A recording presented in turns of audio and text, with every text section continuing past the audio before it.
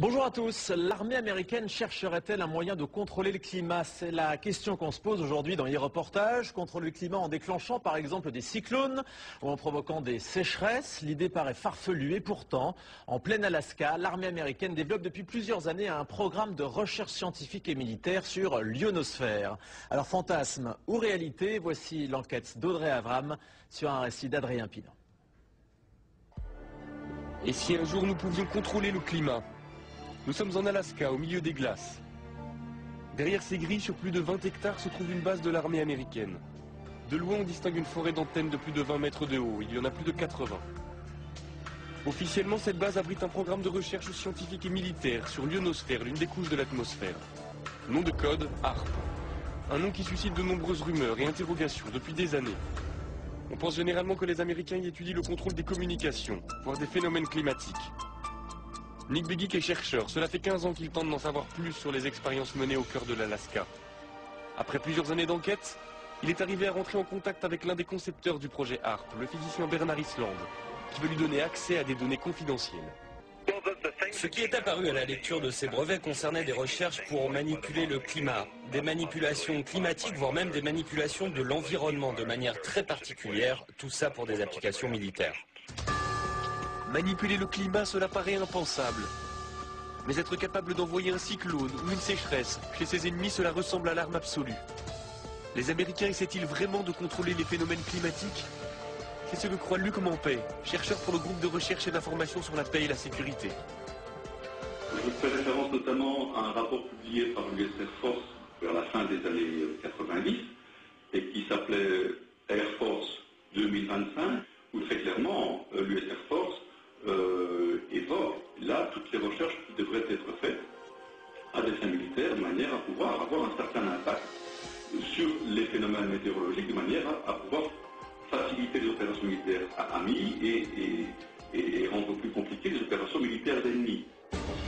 Les Américains travailleraient sur la maîtrise du climat depuis les années 60. Il y a des premiers essais qui ont été faits au moment de la guerre du Vietnam, où là, effectivement, on a, par des procédés physico-chimiques, essayé de provoquer des intempéries, des averses extrêmement fortes. En 1967, en pleine guerre du Vietnam, les Américains se livrent à une expérience étonnante. Ils déversent une substance chimique au-dessus des nuages.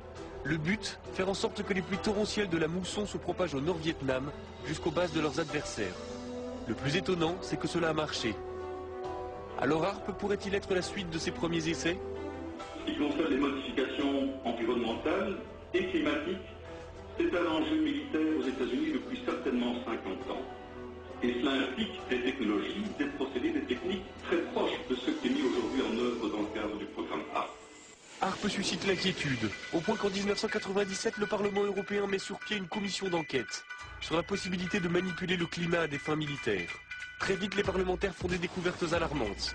Ils apprennent par exemple que HAARP émet un rayon qui chauffe et qui perturbe l'ionosphère, une couche de l'atmosphère chargée de nous protéger des rayonnements solaires. Ernest Gelscher, député européen, a participé à cette commission. Ce genre de projet, de planter des antennes et d'envoyer un signal dans l'ionosphère, tout d'abord, c'est fait par les militaires.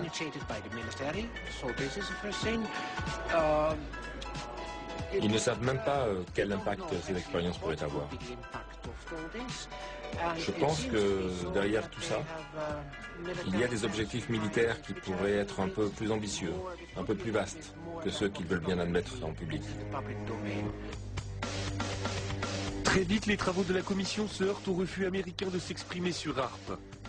À l'époque, le président de la commission est un parlementaire britannique, il s'appelle Tom Spencer. Convaincu du danger que le projet pourrait représenter, il essaie d'obtenir des précisions de la part des responsables américains, mais sans succès. Nous n'avons eu absolument aucun contact avec les Américains. Ils ne sont jamais venus. Pendant les auditions, Tom Spencer lui-même leur a dit qu'ils seraient les bienvenus au Parlement européen. Pour rencontrer les députés européens, ils n'ont jamais répondu. Je crois qu'ils ont délibérément décidé de faire la sourde oreille, d'ignorer le sujet et de ne pas en parler. Un incident va vite calmer les ardeurs de Tom Spencer. En 1999, le président de la commission fait la une des journaux à scandale. Il a été interpellé par la douane à l'aéroport de Londres. En fouillant sa valise, les douaniers ont découvert une vidéo pornographique gay et quelques grammes de cannabis. La carrière politique du député est brisée, la commission déstabilisée. Nick Begich a gardé le contact avec l'ancien député.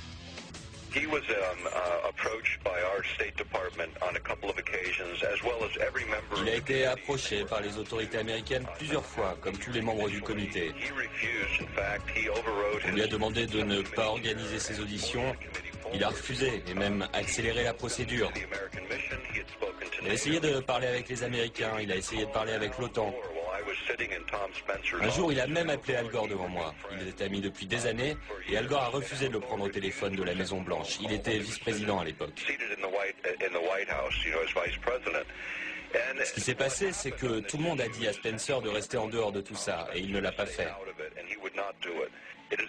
C'est regrettable car nous avons perdu un champion sur ce problème. Après la mise sur la touche de Tom Spencer, les investigations de la commission d'enquête cessent.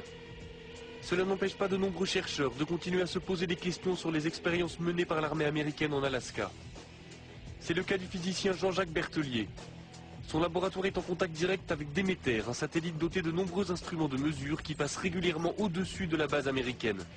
Lorsqu'on passe au-dessus de Harp, on voit quelque chose qui n'a pas l'air, pour un profane, n'est pas très étonnant, mais on voit ici un signal à 1 méga, à peu près un petit peu plus de 1 méga, qui est une émission dont on sait que c'est émis par Harp. Donc, vous voyez bien que dans le milieu naturel, il n'y a pas ce genre d'émission. Et ce qu'on voit surtout qui est intriguant, c'est le fait qu'on a une baisse d'un facteur 2 ou 3 de la densité et une augmentation assez sensible de la température. Ce qui montre que Harp arrive à modifier quand même assez profondément l'ionosphère. Ainsi, le projet HARP fonctionne et son rayon peut modifier l'ionosphère. Mais il n'y a pas de preuve formelle que l'objectif est de pouvoir manipuler le climat à des fins militaires. Pourtant, le docteur Begich est persuadé que l'armée américaine possède une arme d'une puissance sans précédent. On va continuer à parler de ce projet pour sensibiliser le public et pour convaincre les politiques de prendre les choses en main. Pour nos libertés, pour nos vies privées, personne ne peut l'ignorer. HARP, c'est l'une des pièces d'un puzzle très complexe. Le silence de l'armée américaine alimente les peurs et les fantasmes. Personne ne sait si les militaires essaient effectivement de contrôler les phénomènes météorologiques. Mais il est certain que les expériences qui sont menées dans les neiges de l'Alaska perturbent le ciel au-dessus de nos têtes. Des expériences dont nous ne connaîtrons les conséquences que dans quelques années.